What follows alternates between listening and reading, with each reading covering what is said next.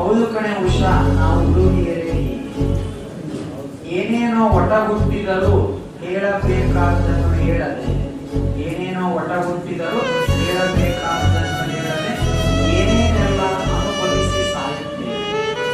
ಏನೇನೋ ಒಟಗುಟ್ಟಿದರೂ ಹೇಳಬೇಕಾದ್ದನ್ನು ಹೇಳದೆ ಏನೇನೆಲ್ಲ ಅನುಭವಿಸಿ ಸಾಯುತ್ತೇವೆ.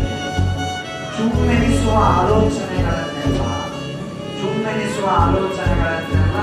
ಹಾಗೆ ಡಬ್ಬಿಯೊಳಗೆ ಇಟ್ಟು ಒತ್ತಿದಂತೆ ಒತ್ತಿ ಒತ್ತಿ ಗಟ್ಟಿ ಮಾಡುತ್ತೇವೆ.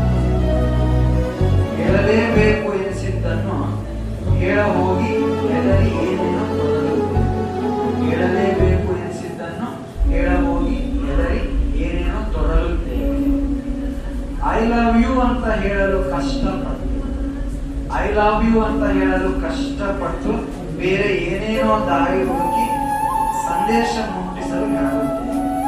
ಐ ಲವ್ ಯು ಅಂತ ಹೇಳಲು ಕಷ್ಟಪಟ್ಟು ಬೇರೆ ಏನೇನೋ ದಾರಿ ಹುಡುಕಿ ಸಂದೇಶ ಮುಟ್ಟಿಸಲು ಹೆಣಗುತ್ತೇವೆ. ಅದನ್ನು ಅರ್ಥ ಮಾಡಿಕೊಳ್ಳದೆ ಹುಡುಗರು ಕೈ ತಪ್ಪಿದಾಗ ಮುಸು ಮುಸು ಅಳುತ್ತೇವೆ. ಅದನ್ನು ಅರ್ಥ ಮಾಡಿಕೊಳ್ಳದೆ ಹುಡುಗರು ಕೈ ತಪ್ಪಿದಾಗ ಮುಸು ಮುಸು ಅಳುತ್ತೇವೆ. ಕೊನೆಗೆ ಬೇರೆ ಯಾರನ್ನೋ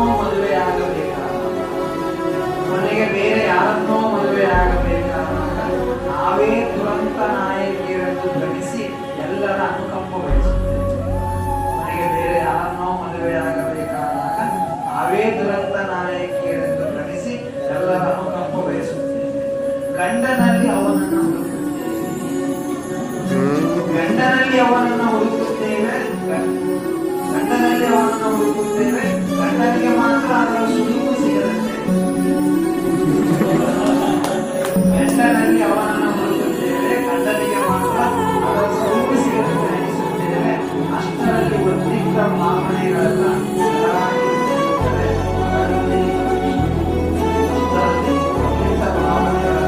ಸರಳಾಗಿ ಬಿಟ್ಟಿರುತ್ತವೆ.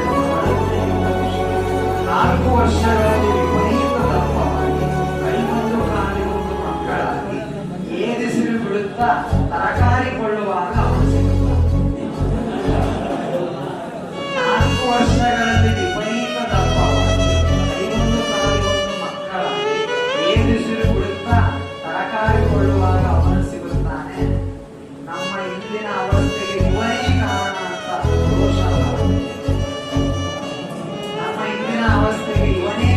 ಅಂತ ದೋಷ ತಾಳುತ್ತೇವೆ.